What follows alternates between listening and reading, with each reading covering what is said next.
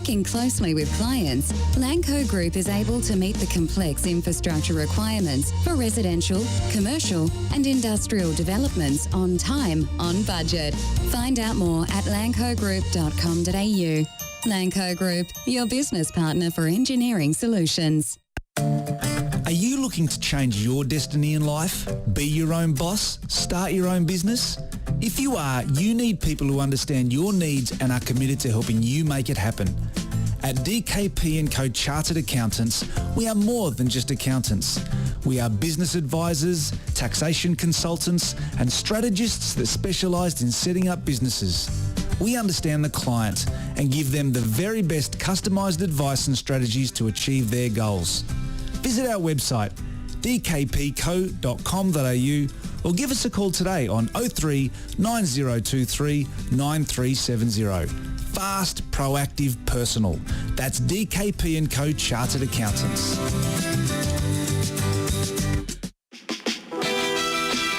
Victory looking to build. Barbarouses is quick. Is he in behind Topo Stanley? It doesn't matter! Costa Barbarouses! Wow!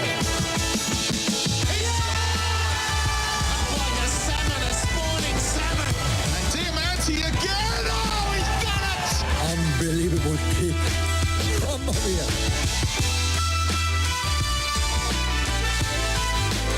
Well, I think we might have come dressed as the bananas in pyjamas today. We'll call it Matildas yellow. Yes, Matildas gold even. Yeah. If you're listening on the podcast, Josh and Jason here.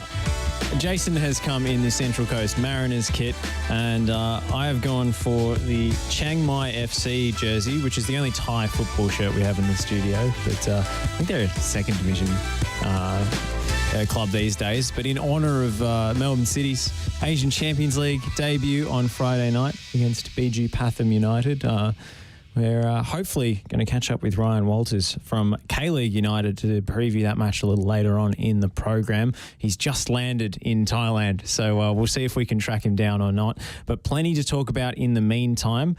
As Perth Glory go into a bit of a social media tailspin, goals galore in the A-League, incredible turnarounds in fortunes on a game-to-game basis, making the league almost impossible to analyse. And two Matildas games, one on Friday night and to review, and one to preview tonight against New Zealand. Jason, where do you want to start? We've got a smorgasbord of football to cover. There's a lot, Josh, isn't there? There's so many goals in the last week, and the form turnaround from Central Coast Mariners starting off a week ago with a 5-0 win, and then they finished theirs with a 5-0 loss, and the rest. Sydney FC had a massive turnaround. The Jets, Perth Glory, even Melbourne City going from winning 6-0, 4-0, and then losing 3-0. So, and they're in the front runners. So it's very ridiculous, but very fun to watch. Let's start with Perth Glory, I think, because they went down 6-1 to the box office Newcastle Jets on the weekend. Goals galore. Becca Mikkel-Tadze scoring a hat-trick. Daniel Pena with 2 goals. They were absolutely irresistible, Newcastle. But Perth's season continues to go from bad to worse. And the likes of Tony Sage and CEO Tony Pignata have taken to social media to plead with supporters for calm and understanding, given all the injuries and challenges that they faced this season that's contributed to the form. But I think the fans are pretty fed up. They're pretty sick of it. We've been talking about Perth Glory's form for most of the season as well. They're pointing the finger at the injuries and the fact that Rubens had to play the kids. And if you have a look, this is ever in national. I got this stat off Andrew Howe. Only the second time ever in national, the NSL or the A-League, where the starting 11 had no player with the numbers between 1 and 11. So it goes to show you that they did have to play the kids, a lot of reserve players and a lot of top-up players with all the injuries they've got. But I think the frustration stems from they weren't playing the kids at the start of the season. They had some decent recruits and some decent players, and we've given them some leniency with the COVID restrictions with their travel, and the rest of it has been quite hard. But I think it's now time for the supporters to, they're airing their grievances, and I think they have a right to, really. 6-1's not really excusable, is it? No, and we have seen some big scorelines in the A-League this season, but this is, Perth are the one consistent team in the competition that they're going to be pretty bad from week to week. This is a new low, certainly. But, with Wellington, perhaps you can excuse it because they came back, they showed some serious character to knock off Western United on the weekend in convincing fashion, and they've been competitive in lots of games, even if they have had a couple of tonkings. So, you can excuse some of the sides that have had their big ups and downs, but with Perth, it just doesn't seem to be anything to celebrate. Well, the tone of the message from Tony Sage wasn't very. I don't think it was very flash in terms of how he was actually talking to. Are you a real supporter or not? Like he's talking to the people that are rusted on. If they're still going to these games, they care. If they're still watching these games, they care. They're bottom of the league. They're not going anywhere. They've recruited the English patient. We've mentioned many times. Fornaroli was a shining light who made the Socceroos. He'd be the only shining light. One of the very few. We talked about Josh Rawlins getting signed by a Dutch club. But the lack of transparency, what they're actually doing in the future, what their plans are in terms of the coach. Richard Garcia was a scapegoat by the looks of things. And he's having a crack at the fans who are actually showing some passion, which we talked about a lot with Australian football this year. If you're showing some form of passion, you should be sort of at least looked after. Let's read out this statement, such as it is, a Facebook status from Tony Sage, who's never been the most flash when it comes to... It's complicated. Social media and communicating with the supporters. To the keyboard warriors, it is addressed. Your own supporters, the keyboard warriors. Jones. That'd be a good ultra group. Sorry, just to interrupt, wouldn't it? Yeah. I think actually the Shed should rename themselves for the next home game. Jones, Fornaroli, misspelled. Keogh, O'Neill, again misspelled. Sturridge, Otter, Sardinero, Bodnar, Armiento, Stanojevic, etc. are all injured. Give our kids a break. It's the youngest team to ever play a senior A-League game. That team could have snatched a point against a full-strength Victory, who then beat ladder leaders City 3-0. Well, they didn't, did they? We won the premiership recently, and since then, Glory has had the worst ever fixtures than any other club over the last 2 seasons, mainly due to COVID border restrictions. Very good point. Yeah, very good point. Yep. So support our great academy kids who are trying their very best. When going through this tough period, I guess, we should all support the players, coaches and staff. They feel it and are copying it. As for me, write and do what you want. I know I love this club, but do you? ... See, that little call to action at the end, that is the call to action. What does he expect? And so people are coming back. And I saw this one thing as well. Under Sage, fans have sat through a salary cap scandal, multi-threats to dump the licence, attempt to sell the licence to a convicted criminal. That crypto thing is amazing. Anyway, if we want to go back. 13 odd years of mediocrity with one trophy to show for it. And when they're up and about, Perth Glory, there's nothing better than an up and about. Well, most clubs, when they're up and about, are fantastic. But the Glory are one of those ones that, made the transition from old soccer to new football many, many years ago, but they really haven't shown it at all in the A-League era. Let's not forget that these are the most expensive tickets in the competition. They haven't had many chances to play at home, but even before all of the border restrictions were announced or were kept and they had to play so many away games this season, they had the most expensive season tickets in the league by a margin of about $200. Are they covering some excess salary for some players perhaps to do that? Well, they've been expensive for a long time though. Yeah. Like even before they went for Sturridge. It's not a cheap town, Perth. I get that, but I mean, no, it's common in WA sport to have pricier tickets. It's a bit of inflation, and I guess also the travel costs associated with the team are significant. But he's backing the kids, right? In his little heartfelt plea. But look who's injured and the ages of the players that are injured. Fornaroli's the young one. How old's Andy Keogh? 34. Fornaroli's 34. Brad Jones turned 40. Daniel Sturridge hadn't played for 14 months prior to this. So you can't be half pregnant. You're either backing the kids for the season or you say, look, we made a mistake with our recruiting. We weren't expecting the border closures. We weren't expecting the season to be disrupted. We were banking on home crowds and early momentum and all the rest of it, which they didn't get. They got one home game, I think, and then they were sent east. Correct. Now they're coming back, right? And they've had to play home games, in Tassie and everywhere else. So we give him a little bit of leeway, but your tactics, your strategy, you need to share that information, not back the club. You know, you need to share what they're trying to do. What were they trying to do? Were they going straight for, you know, Popper's gone, but we've got the players here that are going to make it. We've got O'Neill back and he's going to be, you know, linchpin in the middle and all the rest of it. They've been the worst to watch. We've mentioned it. They've been very, very hard to watch, even when the guys that they mentioned were injured were playing in the team. Yeah. So, you know, they need to do a little bit more. I think he needs to do a little bit more for his supporters. Pinata's come out as well and done something similar in terms of backing Tony Sage, and he's replying to a few of his fans on social media. You know, I'm happy to talk to you on the phone. We can't really talk about the club's strategy, but it's damage control, but they created themselves. They created this damage control themselves, surely.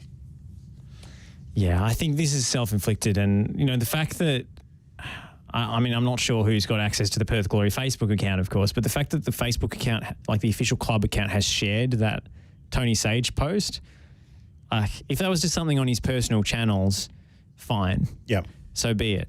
But what's going on from a media perspective at the club? Like, they clearly can't control their own owner. They don't have any, like, say, no one's putting a hand on his shoulder and saying, Tony, like, you can't express it like this. You know, you need to let us Spell the players' names help right. you. Yeah. You spell the players' names right for one thing, but also help you craft your message in a way that is actually going to resonate with the supporters and not just anger people and turn people off. Because this is what's going to happen. People are going to give up on the club. They're going to turn away. We've seen what's happened with the Wanderers over the years. There was anger and, you know, there was a lot of people who wanted it to change and it didn't change, and then they just gave up. It's not hard to turn yourselves around in this comp. Look at Melbourne Victory, okay? Yeah. That last year, they were woeful. They're terrible. Look at them this year, you know? It's not that hard because there's no promotion relegation, right? A couple of good recruits, and it makes a world of difference. Strategy, recruits, and all the rest of it, and it can change. It can change so quickly, but it hasn't for them for a long time. Well, I mean, Tony Pinata's busy still doing the open CEO thing on Twitter and talking to supporters, and I guess he deserves some degree of credit for that. I'll read out his statement as well. I know full well there is a lot of angst out there given the season we are having and the results. I sympathise with all our fans and members. Rest assured we are all hurting at the club, but you need to put it in perspective. We have been decimated with injuries. You could pick a starting 11 with the players who are out. Over the last 2 weeks, we've lost one of the best strikers in the league playing for the Socceroos and Sardinero now to an ACL, which is the first I've heard of this, by the way. First communication the club have put out, to my knowledge, that Sardinero has done his ACL. So that's a bit of breaking news, I suppose. Ruben and Chris are working hard with the players, and credit to them, the football staff and the players who are giving 110%. They are totally committed. The club is united, and I met with our chairman last night on how we go forward and what is needed. At the end of the season, we will do a full review. It is easy to kick us while we are down, but now is the time we need to stay strong and support us. We will come out on the other side better. Until then, make sure we continue to support the club, our players and coaches until the very end. Never give up. Well, I mean, that's a little bit more conciliatory and less, I guess, aggressive towards the keyboard warriors and the haters like Sage was. But it's still, I think, telling people you need to put it in perspective is a bit condescending to me. It is, and I don't think they're that united. I mean, Terry McFlynn, what's his role there? He's the academy manager for Perth Glory, and when Garcia got the flick, there was some very cryptic tweets coming out, similar to what we saw with the Wanderers under Robinson. He's also football operations, so there you go. I think he's in charge of recruitment, as the communications around the Sturridge signing seemed to indicate. That he has a database of players that he's monitoring or whatever, which I'm pretty sure is transfermarket.com. But Josh, you could do that role. There you go. You can go straight on to that role. I love that website. I'm all over it. Yeah, so look, I don't know how unified they really are. Let's be honest. Clearly, it's damage control if they're going after their fans. So anyway, we'll see what happens. I'm not sure who they're playing coming up, but well, no one knows who anyone's playing. We don't know when the games are. Tomorrow night they host the Wellington Phoenix, but I think they host them in Sydney, Jubilee Stadium. Yes, a neutral venue. There you go. So that gives the Phoenix a chance to return home, which is a good news story we've got for this season. Wellington Phoenix are going home, so they get some home games again, similar to last year. Back to the Cake Tin, and then I think the week after they're in Auckland. So hopefully, some New Zealand supporters can go and support them. It's interesting that they play in Auckland. Like, I think they have some sort of agreement to play one game a season there, and for a one-off, they do get bigger crowds. Yep. And usually the Auckland game is a bit of an event, so I can understand it. But also for the fans in Wellington, they are the Wellington Phoenix. Yes. They're not just New Zealand's team. The Football Kings and the those wonderful teams that we did have. Yeah, it's an interesting one too. I mean, New Zealand Knights. New Zealand Knights. Auckland's a bigger market clearly in terms of people, but and they've played games in Christchurch and as well, and a few others, I guess. I mean, if they've got an agreement to play one game a season there commercially, I understand. But the fact is that you've only got a few home games left. It seems a little bit... I suspect it's a contentious issue among the Wellington-based fans to expect them to travel for that one game. Imagine if you paid your membership at the start of the season as well. All these home games and you get one. So they expect a few. I'm sure the yellow fever will come out in force. It's always good fun to watch those games on telly. So that's they're back on Sunday, which is great. Yeah, I hope we see tops off in the cold. Yeah, that's what I'm hoping for. Absolutely. Beautiful things. All right, with that, I think we'll take a quick break. We've got Melbourne Derby to talk about. We've got Matildas, and we're going to talk about the Asian Champions League as well. So stick with us here on the Oz Football Hour. Josh and Jason. Long throw, goalkeeper's come, hasn't got there. Harry Kewell, and then poked home by Tim Cahill. Australia have done it. 6 minutes to go, and it's a landmark moment for Australian football. Tim Cahill has scored the nation's first ever World Cup Finals goal. You're listening to FNR, Football Nation Radio. Since 1998, Lanco Group has been providing superior civil engineering solutions and advice to developers, local government and service authorities across Australia. Lanco Group is known for delivering sustainable, efficient solutions. By working closely with clients, Lanco Group is able to meet the complex infrastructure requirements for residential, commercial and industrial developments on time, on budget. Find out more at lancogroup.com.au. Lanco Group, your business partner for engineering solutions. Are you looking to change your destiny in life? Be your own boss? Start your own business? If you are, you need people who understand your needs and are committed to helping you make it happen. At DKP & Co Chartered Accountants, we are more than just accountants. We are business advisors, taxation consultants and strategists that specialise in setting up businesses. We understand the client and give them the very best customised advice and strategies to achieve their goals. Visit our website dkpco.com.au or give us a call today on 03 9023 9370. Fast, proactive, personal. That's DKP & Co Chartered Accountants.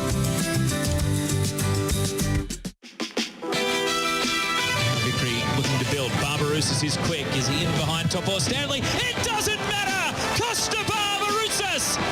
Wow! Like a salmon, a spawning salmon. And Diamante again. Oh, he's done it. Unbelievable kick. Come on here.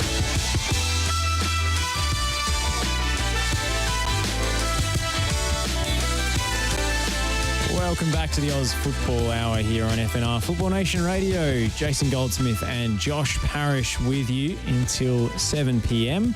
Hoping to be joined by K-League United's Ryan Walters later on in the hour. But first, we've got some Melbourne Derby action to dissect, and it was a bit of a shock result, to be honest.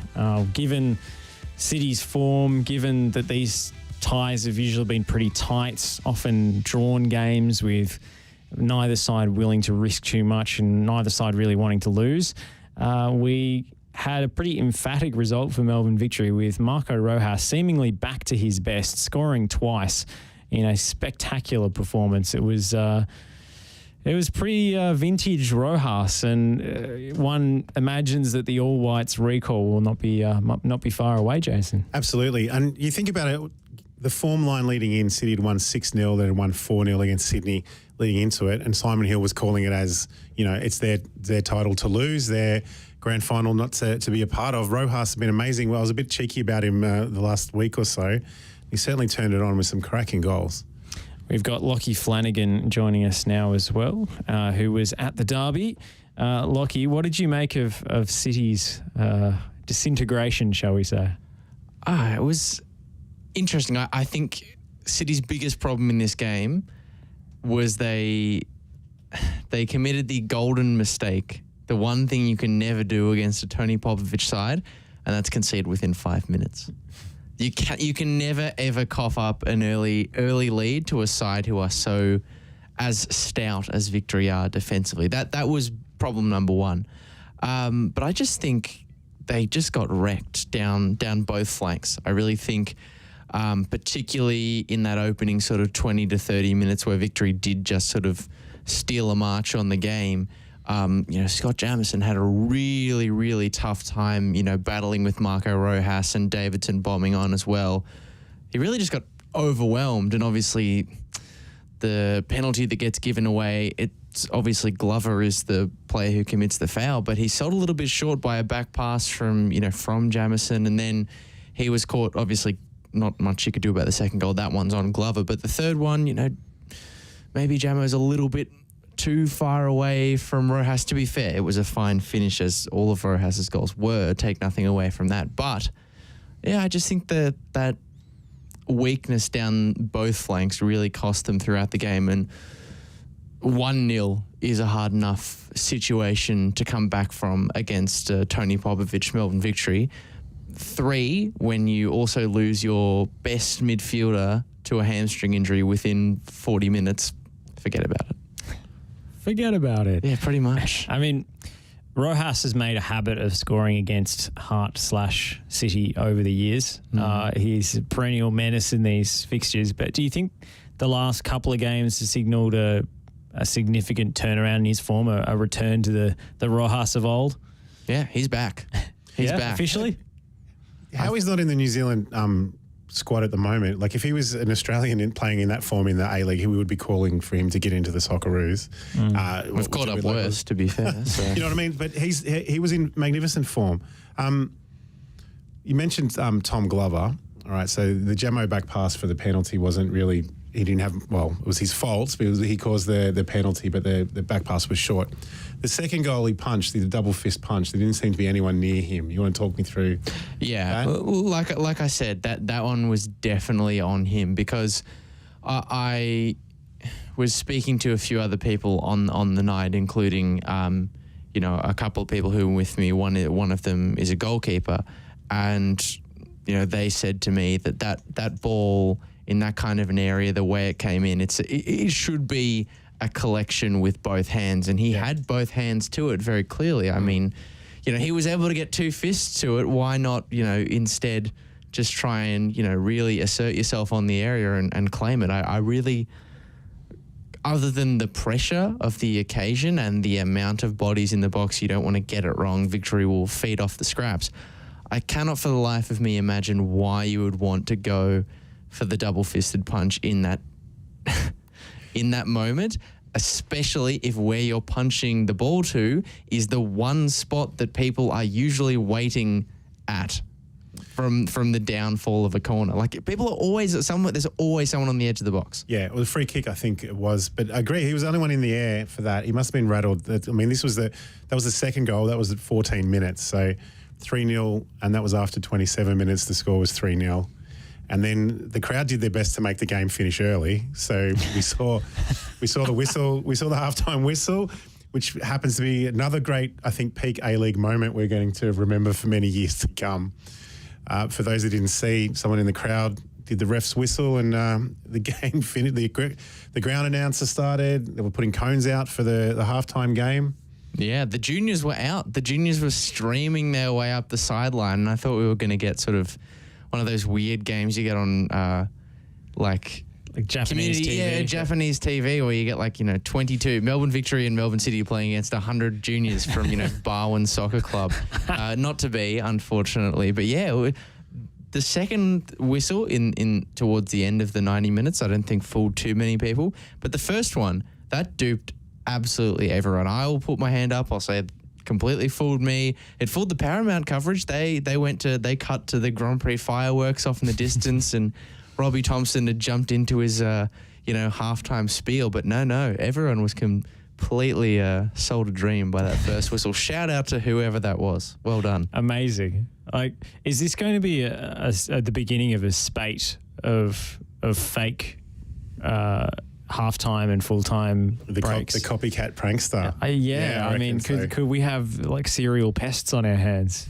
I kind of hope so. I mean, obviously not for the seriousness of the league, but I have to admit, it was pretty funny. Yeah, it's funny once. That's the thing, right? Yeah, It's always true. funny once. It was already getting old by full time. But for me, it's not the whistle that's funny. It's everything that happened around the deception of the whistle that's so hilarious. Like, I haven't laughed as much as I did as seeing that poor guy, Victory volunteer, who was just earnestly trying to put his cones out so the juniors could play, realizing what had happened, and then just having to do like Inspector Gadget arms running off the field as he tried to hurriedly pick up his cones. That was just, I mean, if that guy's out there and he's watching or he's seen the video that I sent out of him on Twitter, I apologize for making fun of you, but even you would have to admit it was pretty funny.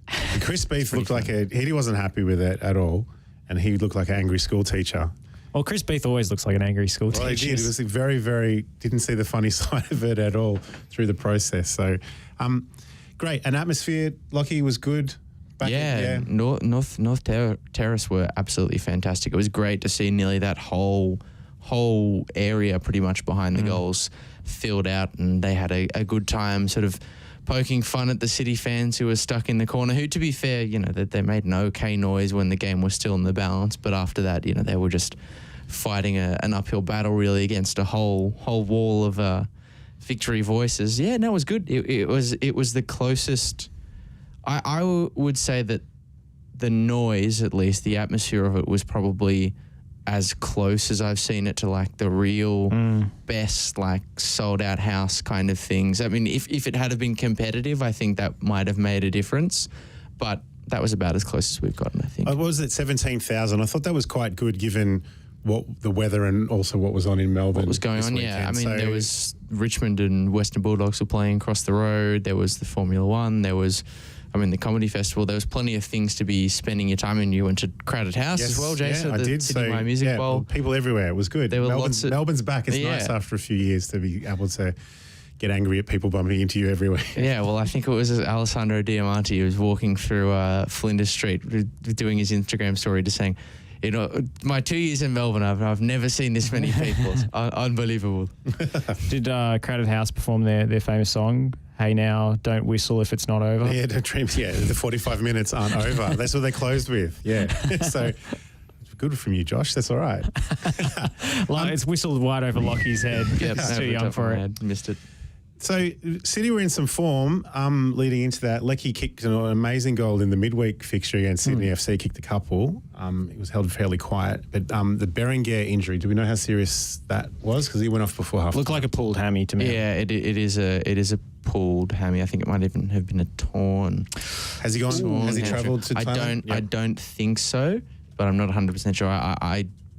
PK did not seem particularly confident about it at the end of the game, and that's a massive loss because he has been easily.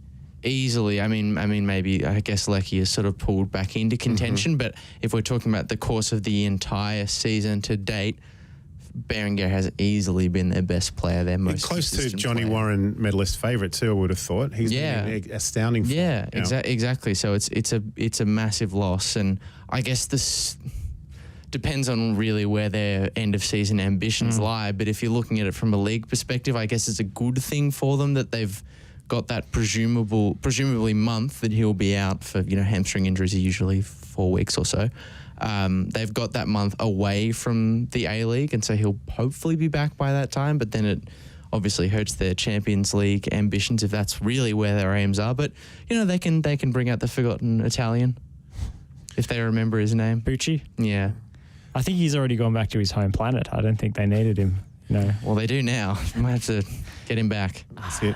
I think it's the grand final preview. If you look at the form of the clubs and leading into it, so I don't think Patrick Kisnorbo will like to hear you say that. I'm not sure. So Victory at 12 points behind City and with 4 games in hand. You think 4 wins, it's spot on, right? It's close. Well, I mean, if this is to be the grand final eventually, I think Patrick Isnorbo is going to have to do a lot of thinking and studying about how he is going to change the equation against Victory, because I think even in the second half, I thought this game was an absolute whitewash. Like, it was 3-0, you know.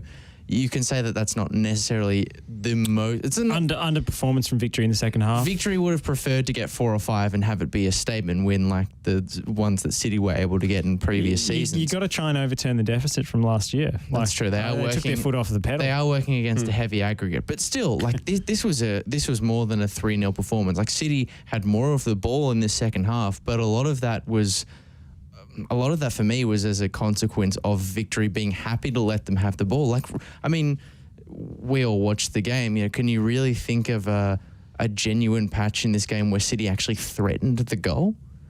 I mean, Kelleher made one save, I think, off Tilio in they the only had about first half. 3 shots. But I think it was 2 shots on target for the game. And one of them was Jenkinson from outside the box. Yeah, and Naboo firing into the corner of Amy Park with his, maybe step over cut side and were their shoot. bags already packed for Thailand? Were they sort of ready to go? Because from the 2 games previously, they were phoning it in. And it was also Victory's first win since 2019 in a Melbourne derby. I also think there's potentially some accumulated fatigue there, but I think what's really holding City back this season is the sense of hierarchy in the squad as to who plays. Because, Geordie Boss... He was great on Wednesday. He scored his first goal. It was amazing. He should have played, but Scott Jamieson is the captain, and he was absolutely torched. And same with Stefan Kolikovsky. He just hasn't had enough minutes this season. I don't think there's been enough rotation in that squad, even with the injuries and absences that they've had due to the Socceroos games. Which is even crazier when you consider how many games they've had to back up and do with the Champions League in mind. Like, they've played more games than anyone else. They're also short one creative midfielder for mine to deputise for Berenguer, because, in my opinion, although he can do it, it's not an ideal fit, Tilio at 10. He's a winger. No. He's a winger who's being forced to play centrally because of the makeup of the squad. Like, it precludes him from getting minutes anywhere else. And I think that's something of an indictment on City's squad building. I think that's going to cost them, because they basically would have had a better season if Kolikovsky was the first backup for the wingers, and Tilio was one of the starters, and they hadn't signed Leckie or they hadn't renewed Naboo. I think they could have had a better season. Well, that's the thing, and we'll see. O'Neill missed as well, so if you start getting injuries to some of those... I know that sounds crazy, but it's a matter of assignment of resources, and I think they've misallocated it. Yeah, I think it could come back to bite them in this Asian Champions League campaign in particular. Yeah, they could have spent less money on the forward players and maybe more money on a keeper who's not going to punch the ball right to one of the best forwards in the league. Maybe a blip on the radar. We'll see. I mean, they've been fairly consistent for most of the season, and I guess it's because it's a derby loss that everyone sort of gets to look at it this that's way. True. That's you know what I mean? I do still think that this game did expose some of the bigger weaknesses that we've seen from the team this season. Like, their defending in transition is something that they just really need to look at. I think the gaps that they create, I think it's something to do with the way they play in possession, like obviously bringing the fullback inside. Well, that was supposed to be a measure to guard against the transition. But I feel like it almost does the opposite, now. Especially against a Victory side who just have such a significant speedy and direct threat in those wide areas to even run the risk of leaving that gap there. Don't think it works, and I don't think it worked on Saturday. Well, maybe Paddy can call up Eric Mombarts this week and see if he's got any answers for him. But it might have to be a FaceTime. Yeah. Might be, but if you think about PK, it's his second full season as a coach. Like, for the men's team, obviously he's done tremendous work with the women's team and the youth. Tremendous with the women's team, with the most stacked squad in the competition. The best squad the competition's ever seen. So still a nice grounding to get some silverware. That's I true, agree that's with true. you. Yes, he did have the best squad they've ever seen, but he's still a relatively young coach. And if you want to compare it to Tony Popovic, and from what Lockie's saying, he was out-coached. So maybe it's something that he needs to just put in the memory bank and do a bit of extra work for the next one. It's Socceroos audition for those two managers. Oh, gosh. I mean, I think... I shouldn't even joke about that. Don't. Like I said to you before, Josh, you never joke about anything in Australian football, because if you spend too much time laughing about it, Probably It'll come true. it comes It will true. come Yeah, true. it It has comes done. true. Just listen back to our Fornaroli. Socceroos selection Fornaroli gags Yeah, from exactly. the week before he was actually picked. Lockie, thank you for your insights. Pleasure. We'll send you back outside to where you belong. And Great. I enjoyed talking. I'll go back to pushing the buttons. yes, If I- please. We need you pushing buttons Are there out there. gremlins out there? Stat. We'll go to our Oompa Loompa songs and dances. It'll be very fun. We're going to take a break. We've got Matildas chat on the other side, and we're going to talk Asian Champions League. Maloney takes, and it's in! It's Ben Watson! It's Ben Watson for Wigan Athletic! They've surely won the FA Cup! For Dave Whelan, for Roberto Martinez! You just cannot write scripts like this! Since 1998, Lanco Group has been providing superior civil engineering solutions and advice to developers, local government and service authorities across Australia. Lanco Group is known for delivering sustainable, efficient solutions. By working closely with clients, Lanco Group is able to meet the complex infrastructure requirements for residential, commercial and industrial developments on time, on budget. Find out more at lancogroup.com.au. Lanco Group, your business partner for engineering solutions. Are you looking to change your destiny in life? Be your own boss? Start your own business? If you are, you need people who understand your needs and are committed to helping you make it happen. At DKP & Co Chartered Accountants, we are more than just accountants.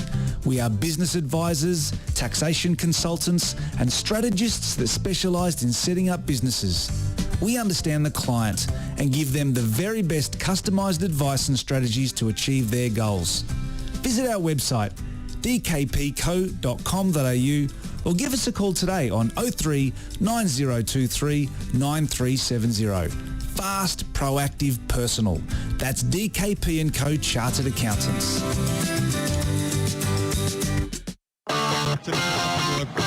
The conceding kind of situation, but Atkinson did well. Oh my goodness! Have you seen a more freakish goal in A-League history? Riley McGreen with a scorpion kick into the top corner. It's one of the most amazing things we've ever seen. Come on, Ernie, on your feet. You're listening to FNR, Football Nation Radio.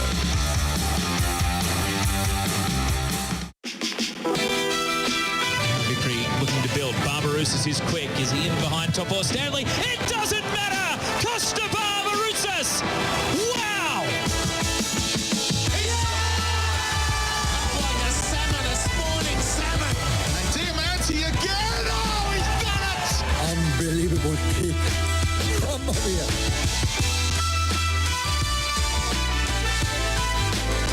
Oh, the Matildas left it late on Friday night to secure the win over New Zealand. 2 goals in stoppage time. The winner, of course, from Sam Kerr to turn the result on its head after a night of frustration where they peppered the goal but the ball wouldn't quite go in. Arguably an improved performance in a lot of ways, but New Zealand scored a worldie from the wing and made it tough for them. This is the Oz Football Hour. I've got Jason here with me. My name's Josh Parrish, and a rematch with New Zealand coming up tonight in Canberra. And we have the starting lineup for you exclusively here on FNR. It hasn't quite gone on the socials yet, but it will shortly. Lydia Williams starts between the sticks. We've got Claire Polkinghorn and Alana Kennedy at centre-back. Steph Catley plays at left-back with Ellie Carpenter on the right-hand side. The midfield is Emily Van Egmond, Mary Fowler and Katrina Gorry. And the front line consists of Hayley Russo, Sam Kerr and Caitlin Ford. So you may notice that is eerily similar to the lineup that played on Friday night. I thought you were reading Friday night's team out. So Kaya Simon played on Friday night and Caitlin Ford's come in. That is one change that we've made. In a friendly. Mm-hmm. So he rotated goalkeepers for every different match in the Asian Cup, but in the friendly... And the Olympics, yeah. Yeah, and the Olympics as well, but for the friendly we're sticking to the same. No offence to Lydia Williams, she's a Canberra girl, so sure. I guess she wants to play in front of her family and friends. But yeah, you would think there'd be a bit of experimentation with friendlies. Isn't that the whole point of these games? Well, nothing about this squad has suggested that experimentation or trying new things is on the agenda. There's only one change that's been made, and that's Katrina Gorry coming back. Mm-hmm. She was great on Friday night, mind you. She was a standout. And I think she's the primary reason why we saw a more attractive style of football, more passing out from the back, less or fewer long balls to Sam Kerr and hopeful direct passes down the wings. She linked the whole thing together. She knitted it together. Is she the long-term answer in that position? No, but is she the answer for next year's World Cup? She might have Maybe. to be, yeah. Maybe. She might have to be. So I guess we're clearly sticking, we're not really going to change much in terms of the players from what he's got and what he's going to take to the World Cup. Clearly, there's no real experimentation or add anything different. Anna Green's goal was amazing. There was conjecture in the commentary box on whether or not it was deliberate. But credit to her. She stuck to her guns. She says it was deliberate. She was shooting, and she said she knew she had it in her locker, which from a defender is amazing. It was a great goal, and we got out of jail really. So they're saying that it was the New Zealand team hadn't beaten Australia since 1994, so they were so close. I haven't seen it in my lifetime, Jason, and I don't want to. Well, I was going to pubs then, so that's okay. Didn't watch that game though. And yeah, we left it late. So Van Egmond in the 94th and then Sam Kerr in the 96th. So those poor Kiwi supporters, if anyone that was gone to Townsville and thinking we've got this, they just didn't quite hang on. Not quite. Amazing stadium in Townsville these days. Yeah, rectangular stadium, really looking after their fans. It's a shame we don't have a A-League team up there anymore. It would have been... Bring back the Fury. It's Robbie Fowler, David Williams. Anyway. Trip down memory lane. And Canberra again. So, Speaking of garish, bright kids, I mean... we want to spruik the national second division because we know that's sort of what we want to see. So, and Canberra is going to show us another great rectangular stadium tonight. So we have the facilities. Not quite as spick and span as Townsville's new one from 2020, but it's not too bad. It's not a marginal seat either, so they can't throw any money at it to build it up. Yeah, that's the real story, I think. But Caitlin Ford, happy to see her back in the lineup because I thought she did very well off the bench. So. Clearly, this is responding to the criticism that the team's been getting after the Asian Cup and just saying we have to win all these games because otherwise, we're going to cop it, which I don't think is the right mentality. I think it's a reactive mentality from the team and from Tony Gustafsson. So what kids do we have on the bench that are likely to come in not so much kids, but inexperienced players or ones that haven't played so much? So we talk, what do we got? So we've got Tegan Micah and Mackenzie Arnold, the backup goalkeepers. Yep. The young scrapper Ivy Lewick. Yep. Shout out to her, actually. She's raising money for her brother who has cancer. So if you have the opportunity to go and donate to that, it's been doing the rounds on social media. We'll retweet it from the FNR account. Courtney Vine is one of the A-League women's players who's been vaulted into the setup and can be a really impact player. She got minutes on Friday. Claire Wheeler. Charlotte Grant is probably the least experienced player in the lineup, defender from the A-League women as well. Tamika Yallop is very experienced, nailed-on player for the last 10 years in these squads, basically. Emily Gilnick, the same. Yep. Kaya Simon, the same. Yep. Alex Chidiak needs more game time. We hope we would like to see play, but she only came in as an injury replacement for Kyra Cooney-Cross. So I think her stocks are still low in the national team coaches' eyes. And Remy Seamson is another one of the A-League women's Sydney FC contingent that played so well during the regular season and should get some minutes. Well, what we would hope that would happen tonight is that we get some goals on the board early and then we can make some subs and we can give some game time to these players in a friendly. Yes. That would be what... To repeat, it is a friendly. Most of us would like to see, I guess. There's nothing wrong with our Matildas. We love them. They're one of the most popular national teams in the country, and we want to see them do very, very well. Great that they pinched the win on Friday night. We'll see them actually perform again on home soil. Hopefully we can get through, get some goals in early so we do actually give a run to some of these younger players or Matildas with less caps than they than they deserve. So Courtney Vine, just an update, has been ruled out through injury. So we won't see her off the bench, unfortunately. Is that where Wheeler's in, I think? So Wheeler is still on the bench. So Vine was on the bench anyway, but she's unavailable to be substituted on. So no real changes, no changes at all to the starting lineup, which again is the tried and true once again for Tony Gustafsson. I think this is exactly what we're going to say. Give or take one or two players, this is exactly what we're going to see at the Women's World Cup next year. And the question is it enough? Yeah, that's the thing. We've Football Australia's gone all in on Uncle Tony. We have to back him until 2023. And then we have a robust discussion leading up to and including that tournament. But we've gone all in and we're going to have to back him. Same way that we're backing Arnie. I did enjoy watching the team, even if it was quite a stressful night. And, they absolutely peppered the goal. They created lots of chances. They conceded a fluke goal that wasn't really anybody's fault in particular. It was just a 1 in a million strike, really. And Katrina Gorry playing as the deepest midfielder, we haven't seen that from any other Matildas coach ever. And maybe it's a function of her getting a bit older and a bit slower and, some players move further back down the field later in their careers. But I think this is a role she could have played many years ago.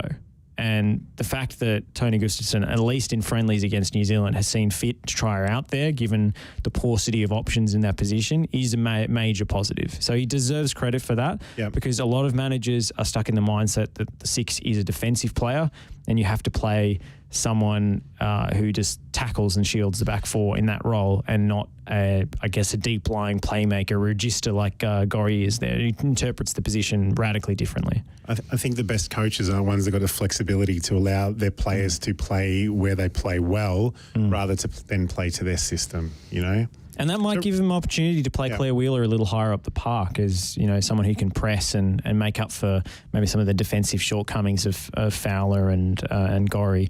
I didn't think Emily Van Egmond had a particularly good game. I thought she was pretty anonymous until she scored. And again, that's the caveat, until she scores, because she's one of the best players in the box that the Matildas have by Kerr. So, that's why she's always in the team. But the fact that she's no longer being played as the deepest midfielder, another big positive, because time and time again, I reckon about half of her 100-plus caps have been in that role, and she's just not good at it. She just doesn't suit her traits. She's probably because she's such an all-round good player and has the capability to play in multiple positions. And the physique used her as a stopgap, right? So, that's the thing. So she's good enough to play in a number of positions for us, but whether or not it's being the right one is up for conjecture. But she was pretty quiet until she scored. Kerr, always the fox in the box that's going to do it for us. So it was great. Yeah, well, we'll see if we get more moments to remember tonight. I mean, speaking to someone who coaches junior players, she was saying the kids don't care. All they were talking about is Sam Kerr's, late winning goal. The win is the win. Tournament, any game. That's what you want to do. Exactly. Right. So the kids went home happy last time. We hope it's the same in Canberra tonight. We'll take another short break, and we've got Asian Champions League chat on the other side. So stick with us here on the Oz Football Hour. Are you looking to change your destiny in life? Be your own boss? Start your own business? If you are, you need people who understand your needs and are committed to helping you make it happen. At DKP & Co Chartered Accountants, we are more than just accountants. We are business advisors, taxation consultants, and strategists that specialise in setting up businesses. We understand the client and give them the very best customised advice and strategies to achieve their goals. Visit our website, dkpco.com.au, or give us a call today on 03 9023 9370. Fast, proactive, personal.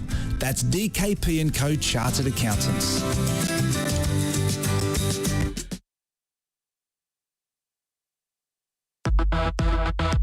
Cambiasso. This is where Argentina can be very patient indeed. I've watched their youth teams do this. Just play the ball endlessly around the edge of their opponent's penalty area, then suddenly break with devastating consequences. Saviola, Cambiasso. Cambiasso! They've done it! They've done it! And scored a fantastic goal! How many passes did they put together there? You'd need a calculator. FNR, Football Nation Radio. Since 1998, Lanco Group has been providing superior civil engineering solutions and advice to developers, local government and service authorities across Australia. Lanco Group is known for delivering sustainable, efficient solutions.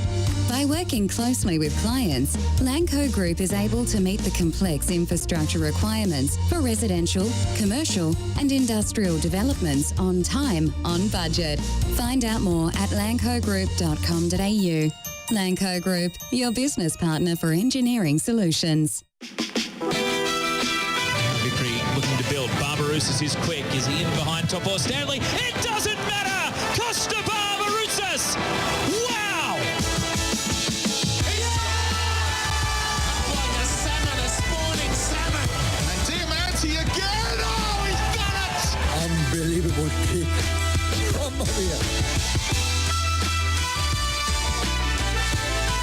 Well, a few more things to discuss on the Oz Football Hour before we go. We've got a comment coming in here on the live stream. Make sure you do comment if you are watching live and we can interact with you during the show. Lyle has said, as a long-time Glory fan and member, I'm grateful Tony saved the club, but I feel it is time he's sold up. We've had no consistency since the start of the A-League. Which I think is pretty accurate. I mean, they've just made the one grand final, or two grand finals, sorry. There was one against Brisbane Roar as well, I forgot about.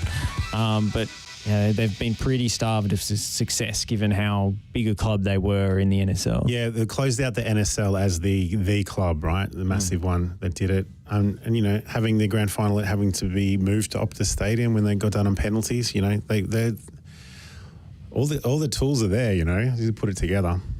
You had a comment, Jason, about the scheduling, which we've been talking about endlessly this season. But Matildas playing tonight, not the only game. Just as we come off air, 7:05 p.m, we've got two A-League games. The two biggest A-League clubs in terms of supporters everywhere. So Sydney FC are playing tonight and Melbourne Victory are playing tonight up against the national team of the Matildas. Now, we talked about how the APL and Football Australia are now like divorced parents and not really... you know, not wanting to pass each other in the driveway. This is Danny Townsend's words, not ours. Yeah, prime example. Give us some clear air. It was Friday night's game as well. I watched the Matildas over the A-League because we're getting thrashed with the games they have to make up at the moment. There's 2 tonight, there's 2 tomorrow night, etc. But please give it some fresh air. You know, clean air. Yeah, it's. I think we need some fresh air as well in here. It's getting a bit stuffy in the studio, but I think. It's hard, like the fixturing is a difficult process, obviously, with all the cancelled games and so forth. Correct. Like I understand that, you know, they've had a lot of challenges and they're not exactly singing from the same hymn sheet anymore, Football Australia and the A-League. But having the two most popular clubs go head-to-head with the Matildas, I can't think that would be good for business. Talking about Oz football and what works, and we've talked through it. So Matildas games and Socceroos games, they work. They rate on TV. They get their sponsors and all the rest of it. So they get that. So going up on Paramount tonight against the Matildas is just silly. Anyway. Well, at least you can watch the first half before the Matildas kick off. You can too. It almost time's about right. Almost. 40 minutes. Almost. Yeah. So at least we need that Melbourne Derby whistle. Call it early at 40 minutes, and you can watch the next one. Flick on over. Yeah, that's a task for anyone who's at the game tonight who wants Victory to repeat of the prank. You know, it's funny the first time. It'll be funny again this time if you can time it spot on. Let's talk about the Asian Champions League, or at least the Aussie clubs involved before we go. We haven't been able to track down Ryan Walters, unfortunately. We will catch up with him on a future episode. He's still in an airport in Bangkok, I think. So hopefully we'll be able to get him on shortly. But these games being played predominantly in Thailand and Vietnam. Melbourne City playing against BG Pathum United on Friday night. Decent kickoff time for us here on the East Coast, 9 o'clock. That's probably their biggest threat in the group. And that's not usually what you can say for a Thai team in an A-League side's Asian Champions League group. But such is the hand that Melbourne City have been dealt here. I mean, they are almost guaranteed progression if they don't screw this up. And because the Korean team that they're playing against is in the second division. Yes. They won the cup, but they got relegated in the same season. So they're in K2. So they're no great shakes either. The thing about this has been City Football Group or Melbourne City's aim to get into Asia. So they're finally here. They finally get their chance. They've been dealt a very friendly draw. Some good times to watch it. So over Easter and then the Anzac weekend with the East Zone games. And for the good of Australian football, we want them to do well and we want Sydney FC to do well. So, yes, Friday night should be great. And then I think they come up against what's the wonderfully named United City. Which is a rebranded team, but it is the same club that beat Brisbane Roar back in the day when the numbers fell off. When they had the duct tape numbers. This is funny because I'm wearing a Usain Bolt top, but the nine's fallen off. And it looks like a 5. And I've only got the 5 because he wore the 9.5 for these right. His sprinting time. So, yeah. Yes, the duct tape game. So, again, great draw. So, and there's some other Aussie contingent in part of the East Zone, although not anymore. So, Aaron Moy was playing for Shanghai, and they've had to withdraw from the competition due to another lockdown in China, which hopefully gets under control. Yeah, I think most of the Chinese teams have withdrawn or are playing the reserves if they're not. Yeah. So, the Chinese teams aren't really a threat this year. Talking about the K2 team they're facing, John and Dragons, they're probably a capable side, but they're mid-table in K2 right now.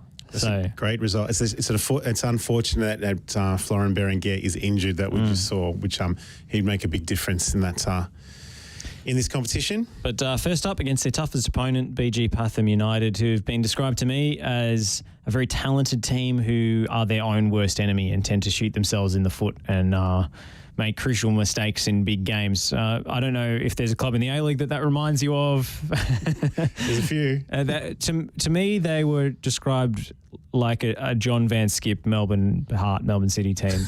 Like really exciting to watch, but in the crucial clutch moments, they tend to choke. So that bodes pretty well for City, I would say. I also I'm really intrigued to see whether this game plan and this blueprint is transferable to Asia. We've seen with the Graham Arnold and Steve Corica Sydney FC teams, the answer has been predominantly no, that it works in the A-League a lot of the time, but it doesn't really work in Asia where you're against more tactically disciplined opposition who don't make the mistakes and leave the big wide open gaps to attack and transition that A-League teams tend to in second halves. And Sydney FC, talking about their draw, it's an absolute nightmare. They're coming up against the best team in Korea in John Book and second best team in Japan in Kevin Muscat's Yokohama F. Marinos. So I don't see a route through for them in this competition. No, I am going to enjoy watching Yokohama F. Marinos against Sydney FC just for the Muscat factor. Just for the Muscat factor. It didn't happen, did it, last time? Wasn't it draw with when Ange was in charge? Yes, so it wasn't Muscat that time. Yeah, it was Ange. And then we skipped a year because A-League teams withdrew. That's right. But you can see Muscat, you can picture Muscat already just chewing gum and not trying very hard not to smile if his team's 2-0 up. He can't resist the smirk if he's beaten Sydney. You just know it. Yeah, so that's going to be interesting. We've got that Australian contingent there as well. So many games in a very short space of time for the Asians Champion League. So it's really a great opportunity for Aussie fans to get involved because there's some pretty good kickoff times, and I think we get all the games covered this time, don't we? We do. So they will all be, as far as I know, all be on 10 play. Yep. So not Paramount, but 10 play. Sometimes they're a bit hard to find on 10 play. Yep. Sometimes the streams don't go up until moments before kickoff, but if you want it, it's there. Yeah, they should all be there, which is something that we were assured was totally impossible when the rights belonged to Fox Sports, that it was just too expensive to put even like a stream up without commentary. Well, didn't the victory game have the Japanese score scorecard in the corner? Or you can get through, you can work that out. Yeah, you can work out who's who. Not that hard, but the kickoff times for the East Zone, 7 p.m, 9 p.m, and midnight. So they're very, very workable to get involved. And we need to embrace this competition as part of the Asian Confederation. So I'm looking forward to it. So starting for us in the East Zone, Easter in the next couple of weeks. Yeah, Friday night, 9 p.m, and then Sydney FC are playing Saturday night midnight against John Book. So, you got public holiday the next day, long weekend, perfect chance to settle in. Get up and have some chocolate eggs afterwards. Perfect, yes. Exactly. Yeah. Jason, that's all the time we've got tonight. Thank you for your company. Thanks, it's been Josh. Fantastic. This has been the the Master Foods Mustard Edition, not a sponsor of the Oz Football Hour. We look forward to speaking to you again next week. Have a great night in football, and we'll catch up with you very soon. Victory looking to build. Barbarouses is quick. Is he in behind Top or Stanley? It doesn't matter! Costa